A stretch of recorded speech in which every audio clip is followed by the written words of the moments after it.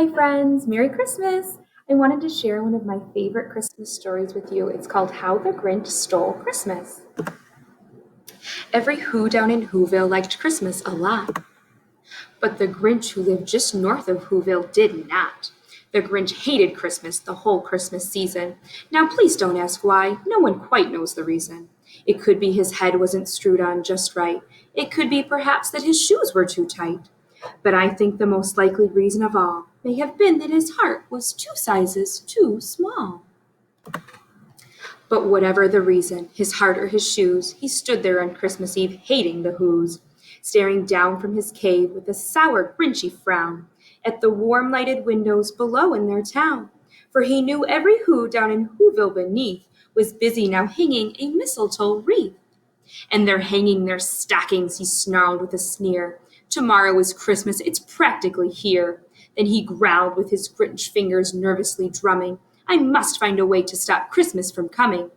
For tomorrow, he knew. All the Who girls and boys would wake up bright and early. They'd rush for their toys, and then, oh, the noise, noise, noise. There's one thing he hated, the noise, noise, noise. And then the Who's young and old would sit down to a feast, and they'd feast, and they'd feast, and they'd feast, feast, feast. They would feast on Who pudding and rare Who roast beef, which was something the Grinch could not stand in the least. And then they'd do something he liked least of all. Every Who down in Whoville, the tall and the small, would stand close together with Christmas bells ringing. They'd stand hand in hand, and the Whos would start singing.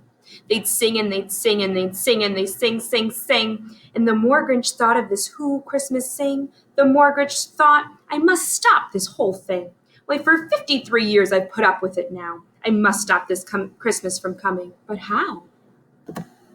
Then he got an idea, an awful idea. The Grinch got a wonderful, awful idea.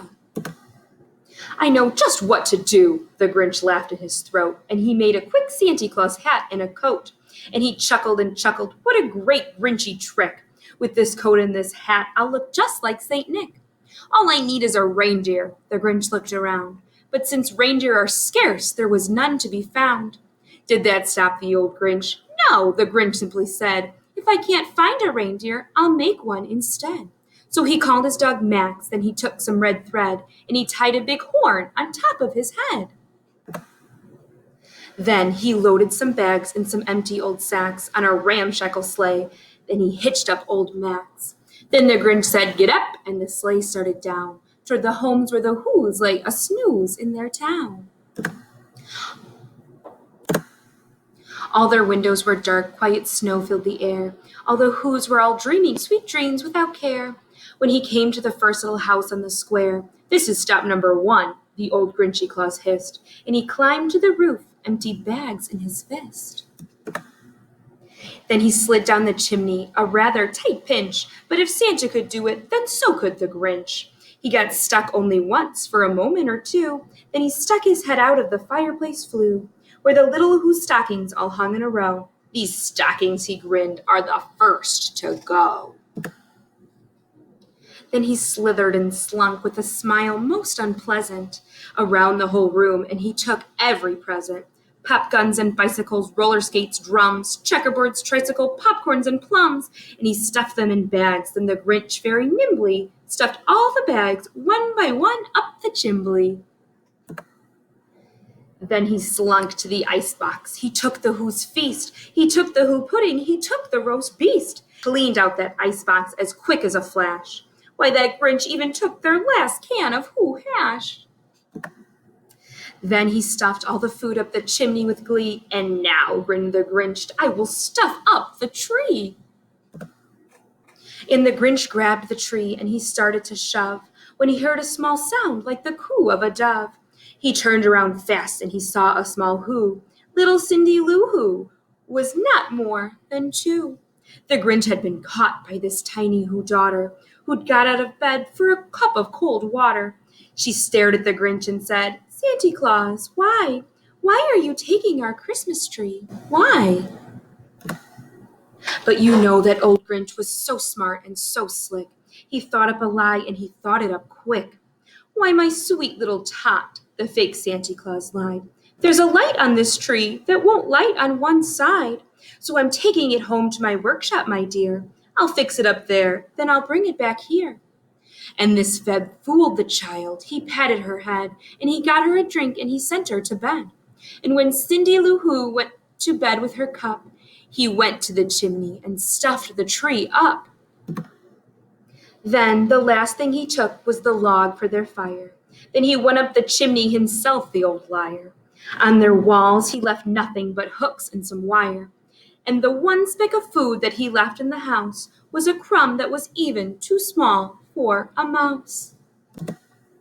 Then he did the same thing to the other Who's house, leaving crumbs much too small for the other Who's mouse. It was dawn, and all the Who's still abed, all the Who's still a snooze when he packed up his sled, packed it up with their presents, their ribbons, their wrappings, the tags and the tinsel, the trimmings, the trappings. 3,000 feet up on the side of Mount Crumpet, he rode with his load to the tip-top to dump it. Pooh-pooh to the Who's, he was Grinchiously humming. They're finding out now that no Christmas is coming. They're just waking up. I know just what they'll do. Their mouths will hang open a minute or two. Then all the Who's down in Whoville will all cry, boo-hoo. That's a noise, grinned the Grinch, that I simply must hear. So he paused, and the Grinch put his hand to his ear. And he did hear a sound rising over the snow. It started in low, then it started to grow. But the sound wasn't sad. Why, the sound sounded merry. It couldn't be so, but it was merry, very. He stared down at Whoville. The Grinch popped his eyes. Then he shook. What he saw was a shocking surprise. Every Who down in Whoville, the tall and the small, was singing without presents at all. He hadn't stopped Christmas from coming. It came. Somehow or another, it came just the same. And the Grinch, with his Grinch feet ice cold in the snow, stood puzzling and puzzling. How could it be so? It came without ribbons, it came without tags, it came without packages, boxes, or bags. And he puzzled 3 hours till his puzzler was sore. Then the Grinch thought of something he hadn't before. Maybe Christmas, he thought, doesn't come from a store. Maybe Christmas, perhaps, means a little bit more. And what happened then? Well, in Whoville they say that the Grinch's small heart grew 3 sizes that day.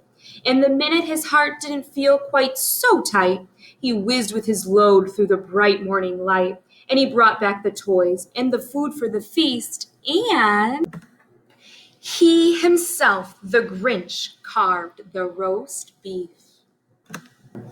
I hope that you like that story, and I hope that you and your family have a really fun and Merry Christmas together, and I'll see you soon. Merry Christmas!